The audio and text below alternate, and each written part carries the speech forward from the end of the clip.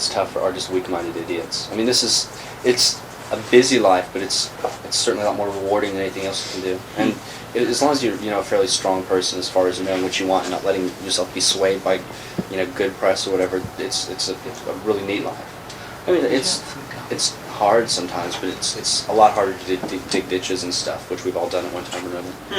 How about regrets though? Like since None. Not as far as the business goes. No, I don't have any at all, I think. そんなことないって。楽勝だって。楽勝っていうか、there's some who claim that once they've attained money and fame, that they're no longer in the position to write the songs they used to be able to write. It's not. We'll know when it happens. Yeah, but we're not driven by hunger or anything to write these songs. I mean, we never had a lot of money, certainly when we started out, but it wasn't as though we were desperate, the starving artist theory. I can't really see losing any edge just because I have money. Who does the majority of the songwriting anyway? Everybody. It's just a complete. Well, when we're sitting around, all of us will play around with a musical instrument. I mean, I do that just because I enjoy it, not because I feel like I have to write a song. I'll sit around the house and play guitar because I like to. And I'm not going to stop liking it just because I have money. I'll make it a better guitar. Which we don't have anyway. We don't have a lot of money. What about the biggest fallacy? Just not exactly. That we don't. Yeah, I mean, in America, we're looked on as people come up and ask us for money if they're really poor. It's like I just don't have that. They really think we're rich. Is that right? Just middle class. Just because we've been away, It's like I couldn't afford to come here on vacation. I'm here with the band. But money is immaterial one way or the other. What a bad pun. We do this because we love doing it, and certainly a whole lot of success. We sold 8 million records and had, a ton of gold teeth in the bank or whatever. It wouldn't affect what we do. We still like to sit around and play and write songs. I think the problem that most people have is that once they get all the money, they start living a real exotic lifestyle, and that might cut into it. I mean, if we were all jetting around the world all the time and cocaine and Rolls Royces, I mean, sure, it'd be hard to write songs, but I don't think that's going to happen. When it's all over, we're going to go back to Athens and sit in our little dumps and play guitars again. You will stay in Athens, eh? Oh yeah. For the foreseeable future. Unless we move here. I like Tokyo a lot. The life of a rock musician brings to mind many different ideas. What comes to mind in your own cases? I used to think it was really glamorous, I guess, because when you're on the outside, you don't think about things like sound checks, and you just have this picture of these guys in kind of neat clothing jetting in one place, and hey, and then it's perfect, and then they get to party all the time. For us, it's like a really lot of work with some real strong moments of satisfaction, like the times when we play, the time when you write a song that's great, and the time when you're in the studio and you've come up with something that's really good. And those are these really exciting things. And there's a lot of neat experiences. But basically, it's just a slightly more glamorous job, except for the playing itself. It's exactly the same as having a 9-to-5 job, but it's so different. It's like swapping things. When you're on vacation is when you're at home, and instead of going off somewhere. He goes to all these exotic places to work. It really is weird. When I was 16, I would go to see a concert. You don't really think about it, but you just kind of assume that these people show up and there they are, and that everything was ready and waiting for them, and you don't really think that they had to drive 12 hours to get there. Yeah, and the pressure. I remember the first few concerts I went to when I was a kid, I would just marvel at the fact that, here's a Coliseum jam-packed with people that paid $10, and they're like this, and they're watching 3 or 4 people on stage that have a lot of room to run around, and that really impressed me. And I thought, wow, look at that. I mean, they're getting paid. They're the ones that can run around and have fun. They have lights on. And never thought about, the fact that they had to get there and the pressure of just being on stage, which, I mean, that sounds like a real, Poor me. But it is. You don't think about that when you're up there. You don't think about the space. Of course, I can't move around anyway because I'm sitting on drums. But, I mean, you're up there and this, if you don't do it, if you don't perform well, you walk off feeling really, really bad, no matter how they felt about it. So they're just pressures that are inherent that you never think about. You also have a tendency to think, well, this Coliseum wants 5,000 people and they're getting $10 a head. So they're making $50,000 tonight, Doesn't quite work that way. No. One thing I was wondering about, the albums do pretty well on the charts there, at least in America, and I think Britain as well. But have you ever released any singles in the States? I know there have been singles cut in Britain. Yeah, we they- put out 3. Yeah, the typical thing is that they'll reach about 80 with an 90s. anchor, and then that's okay. Why? I don't understand that. We're not really a singles band Because we don't buy out radio stations to play our record. That's exactly it. It's pale out Sure, the sounds nose.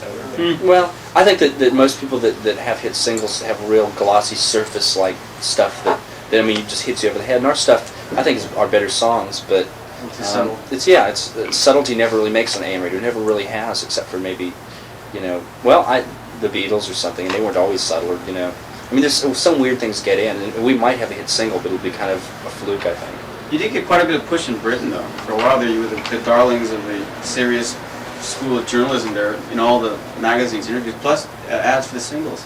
Sure, the singles still never sold very well. The albums sell okay. It's just when you listen to all the stuff that's on the radio that's immediately catchy and, just like Culture Club or something, and I like Culture Club, but when you hear this stuff and it really sticks in your mind, and our stuff it takes a little bit longer to appreciate maybe. And it it's starts scratching the records. 12-year-old girls, don't, hear us once on the radio and go, wow, We're a singles band in a quieter, better world. Pardon me? We're a singles band in a quieter world. I think so. I think we'll have hit singles eventually, but it'll be like the Talking Heads or something. I've mentioned them before, but they finally had a hit single of their last record just because they persevered and they made good records all along. And they sold enough records that they had to have a hit single. I can't see us like John Waite or something, nobody knew who you are one day and then the next day have a hit single. It's just not going to happen with us. あとちょっと Getting back to that enemy interview with Growing, Michael, you said that you felt sort of guilty about what you were doing, and if you weren't doing what you're doing now, you may be raising monkeys. No, Sea monkeys. Sea monkeys. Sea monkeys. Oh, Oh, I I don't see. know. Or maybe you said you'd raise monkeys in a monastery. Was that the one? Oh yeah. What was that all about? I have no idea. I was on a Press roll that day. manipulation. I was probably jet lagged and Fifth interview of the day. feeling a little happy. And how do you, when we were kids, I guess teenagers, or perhaps younger, did you have the type of musical taste that sort of just stood out from everybody else? Yeah, No. I did. In high school, it hit me when I was 15. Okay, first of all, what was it? The New York thing New York was going on scene. in 75, Hay Smith and television and their names. I found out about it by accident in the Midwest and it just completely bowled me over. Is that right? What did you see in it? I'm not quite sure. I don't know what it was. There was something about the. You lusted after Patti Smith. That's exactly it. There was something about the chiaroscuro that was so different from what was real popular in my high school, but at that time it was real heavy metal. And this was a lot, I guess, artier and deeper, and it seemed kind of mysterious and evil. Whereas Ted Nugent seemed like a cartoon, which he was. And that really killed me. Huh. On a real gut level. Huh. And you said you... Well, not in when I was very young. I just carried a radio around all the time. By the time I got to college, though, I was playing, the Police back in 1979 on my dorm hall, and people were, making fun of me, going, Roxanne, all this kind of stuff. I said, you just wait. So now they're all like, oh, I see. Yeah, I went to college and everybody liked the Grateful Dead and Dixie Dregs and all these kind of jam bands where everyone took acid and played for about 8 hours. And I always liked I liked Iggy and the Stooges and the Raspberries and Patti Smith and television, and no one could understand it. And in high school also everyone liked Leonard Skinner, and I hated that stuff. Allman Brothers. I don't know why, because I was just liked music a lot, and I was just looked farther afield than most people. Most people just listen to the radio. How about you? Well, I was really the norm after junior high. But when I was younger, in late grade school, and my brothers and sisters around, I was listening to stuff like, the MC5 and Moby Grape, Vanilla Fudge, Janis Joplin, which everyone here hates. But, I thought that stuff was really cool because my brother liked it. And I really wonder now if I was, in the 6th grade, and one of my best friends said, wow, I really like this stuff, even though everybody else is listening to, Three Dog Night or whatever. What do you think of it? Creedence Clearwater Revival, I was really like then. But I wasn't really, I wasn't ostracized by my friends because of my musical likes or dislikes. It wasn't that big a thing in the 6th grade. But I was definitely listening to different stuff. And when everyone else was, going to football practice or whatever, I was sitting, playing Inagata Vita drum solos with the